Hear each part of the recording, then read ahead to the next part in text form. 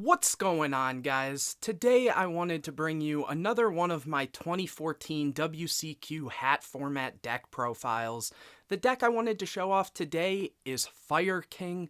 This is a really cool deck with a very interesting play style, and I know a lot of people enjoy the Fire King deck, though more so in modern Yu-Gi-Oh! Than back in the day, but even in 2014 this was a very powerful deck with a very unique play style, so I'm excited to bring you this deck profile, so let's get straight into it. So the whole gimmick of Fire Kings is they want to be destroyed for the most part by card effects, and they get effects based on being destroyed by card effects for the most part. So starting off with the monsters, we play 3 copies of Fire King Avatar Yaksha. This is one of your best Fire King starters, simply because it has the effect that if it's destroyed and sent to the graveyard, so that can be from battle or card effect, you can destroy one card in your hand or that you control, and you can only use that effect once per turn. The other thing is most of the Fire King Avatar monsters, which there's a few of them, have the effect that if a Fire King monster is destroyed by a card effect, you're able to special summon it from the hand. So this one has that effect as well. The next monster we play is 3 copies of Fire King Avatar Barong. Barong, like I said, has that same effect. If a Fire King is destroyed by card effect, you can special summon it. And then its secondary effect is during the next standby phase, after this card was destroyed by a card effect and sent to the graveyard, you can add a Fire King card from your deck to your hand. So that is very important because that can add your monsters, it can add your spells, which are very powerful. So again, a very strong card. After that, we play 2 copies of the Big Chicken Fire King High Avatar Garunix. This is like your boss monster for the deck. What it does is during the next standby phase after this card was destroyed by a card effect and sent to the graveyard, you're able to special summon this card from the graveyard, and when it's special summoned from that effect, you destroy all other monsters on the field.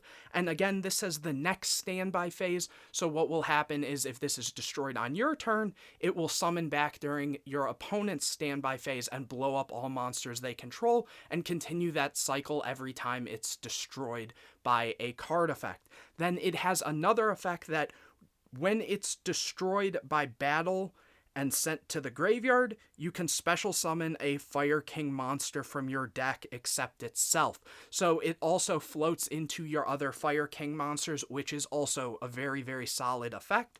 After that, for the last Fire King monster we play one of the Baby Chicken, which is Fire King Avatar Garunix. This one has the basic Fire King effect that if a Fire King monster is destroyed by a card effect, that you're able to special summon it from the hand. And then this one is similar to kind of a mixture between the big Garunix and a Yaksha, and it has the effect that if this card in your possession is destroyed by your opponent's card, either by battle or card effect, and sent to the graveyard, you can special summon one Fire King Avatar monster from your deck. So as far as I am aware, this cannot summon Garunix because Garunix is a Fire King High Avatar, where the other ones are just Fire King Avatars. So this can summon your Barong, it can summon your Yaksha. So again, just a very solid card. Some people will only play one of the Big Chicken, but what I can say is with so many decks playing DD Crow, it is very important to have multiple copies. And so that was just a quick little note I wanted to make that I completely forgot to say with those. But in general, those are your Fire King monsters. After that, we play 1 copy of Brotherhood of the Firefist Bear. Obviously, your Fire King monsters, for the most part, are Beast Warriors, meaning we are playing copies of Fire Formation Tenki, so this is just another good option to search if you already have all your Fire Kings in rotation.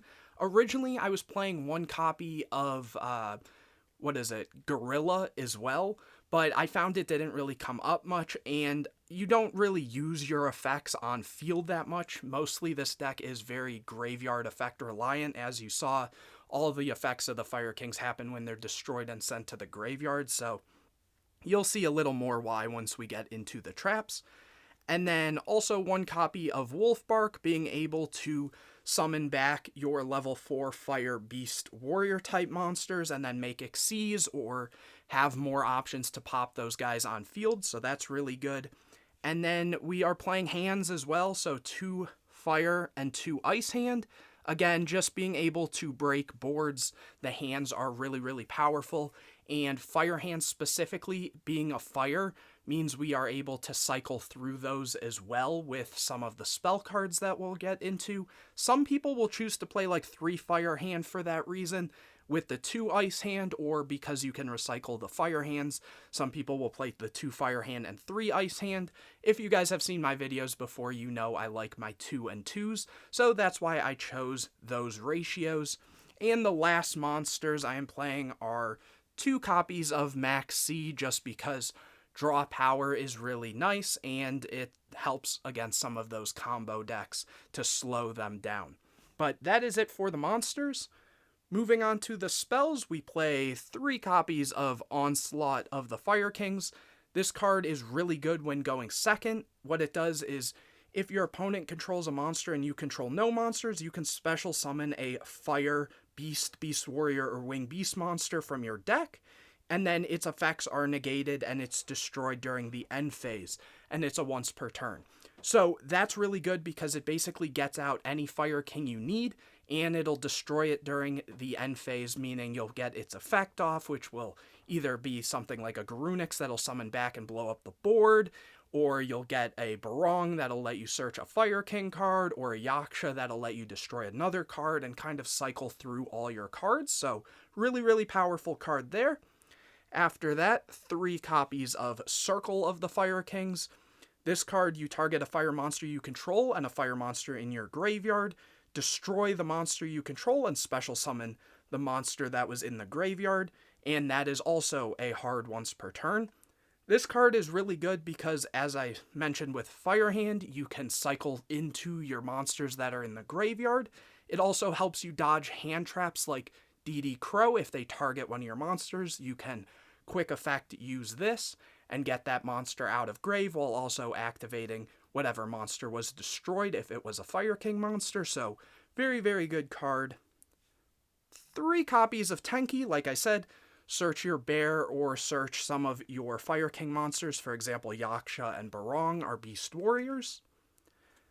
2 copies of Forbidden Lance, just because it's a solid card. It helps you beat over things. It helps you early game dodge some of those effects of cards, for example, like Compulse really can hurt this deck, or Bottomless because it destroys it and banishes it. So Lance is a good way to dodge those. For the one-of spells, we play 1 Rekindling. This is basically free soul charge for fire monsters with 200 defense. So your Yaksha, your Barong, just a way to get a lot of bodies on board. 1 copy of Soul Charge, because it's still necessary in a lot of cases. I've seen some people cut this, or I've seen some actually max out on that. I think 1 and 1 is completely fine. And the last spell is 1 Dark Hole, because it's okay to blow up your board because you get your effects off from that. Moving on to the traps. Like I said, most of your effects are happening in graveyards, so we play 3 copies of Skill Drain. This, in 90% of cases, hurts your opponent more than it'll ever hurt you. So, really good, especially because the big chicken is very strong. It has 2,700 attack. So, that can be really difficult for a lot of players to get around, especially without monster effects on field. Next, 2 copies of Generation Shift. Originally, I was playing 1 of this, and I found that there's too many times where you need more things that blow up your cards because you don't want to rely on your opponent blowing up your stuff. And so what this does is you destroy a face-up monster you control and add a card from your deck to your hand that has the same name as that destroyed card.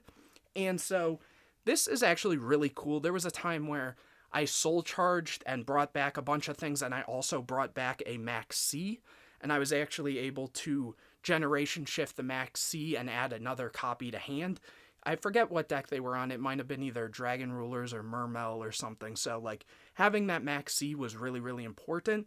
And most of the time, you know, your opponent would rather DD Crow one of your other targets off of Soul Charge or something, you know. So it was just really, really good. It gets your plays started, so it's important. And lastly, I play some one of traps, one bottomless, one compulse, one torrential, and one solemn warning to round out the monsters. Moving on to the extra deck, one crazy box, just a really good card under skill drain. One Bujin Kagetsuchi, because it's kind of like has the 101 built-in protection, but on a stronger body. One Ragna Zero. 2 copies of Brotherhood of the Fire Fist Tiger King. Realistically, you could probably get away with playing 1 copy of this, because for the main effect, it only has like 1 target, which is Tenki. Tensu I tried out, but it just wasn't relevant enough in this deck, in my opinion. And then having the like kind of skill drain effect is kind of irrelevant since we're already playing skill drain, but it's a good card to have. I might cut one of these in the future for like more copies of 101 that you'll see in a second. 1 copy of Black Ship of Corn. 1 copy of 101, like I said, might bump that to 2 because it's just a good card.